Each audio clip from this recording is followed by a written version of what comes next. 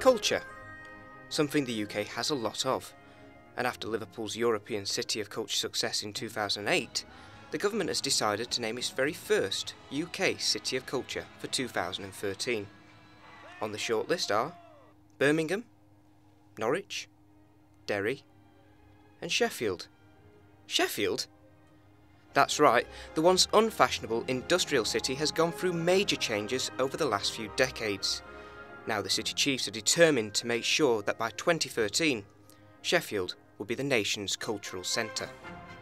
Right, here we are. This is Sheffield.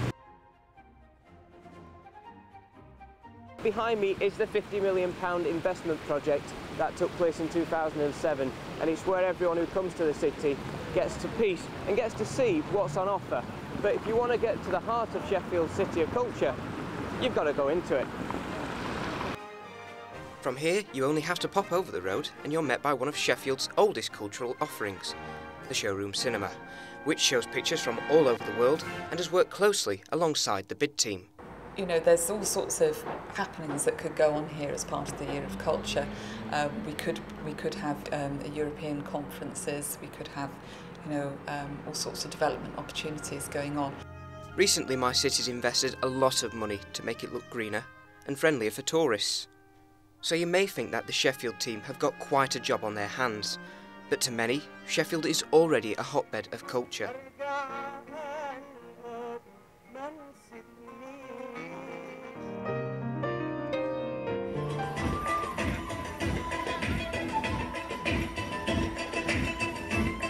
Here in the revamped Tudor Square, you can find galleries, restaurants and theatres. The Sheffield bid was submitted at the end of last month to the Department for Sport, Media and Culture.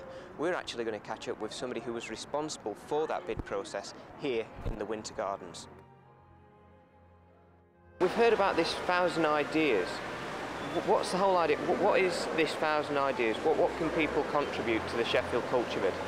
The 1,000 Great Ideas is all about ideas from people within the city so that people can contribute towards the bid. I mean, so far with the culture bid, we've been out and had a consultation with the public, with businesses, with arts organisations around the city.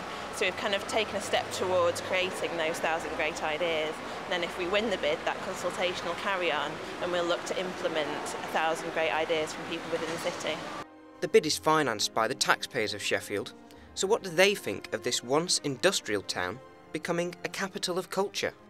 Well, I think it's important that Sheffield's recognised both nationally and internationally as an important hub of culture. Obviously, I think it's a bit of a waste of money. It's brilliant. I think it's a good thing for Sheffield. If we can win it, it will be money well spent. I just think it might be a bit of a waste of money considering the other cities that are up for the bid.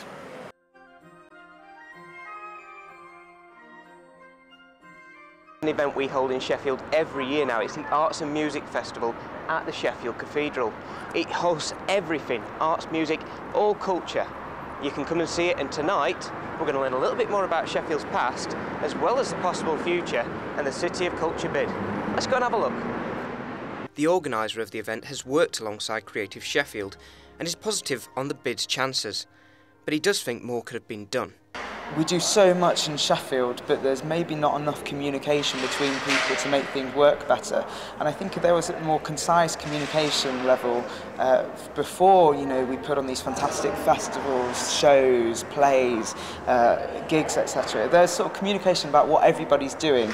Perhaps everyone could chip in and make it, I don't know, a lot more better publicised and get communities more involved, I think. Local author Neil Anderson, who has independently helped with the bid, thinks Sheffield's culture has helped it survive. We've had the kind of countrywide or worldwide recession.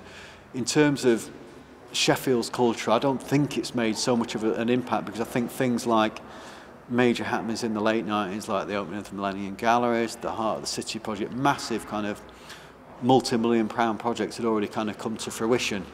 So we were very kind of buoyant at that stage. So, you know, I think at the moment, I think we're still hopefully at the kind of peak.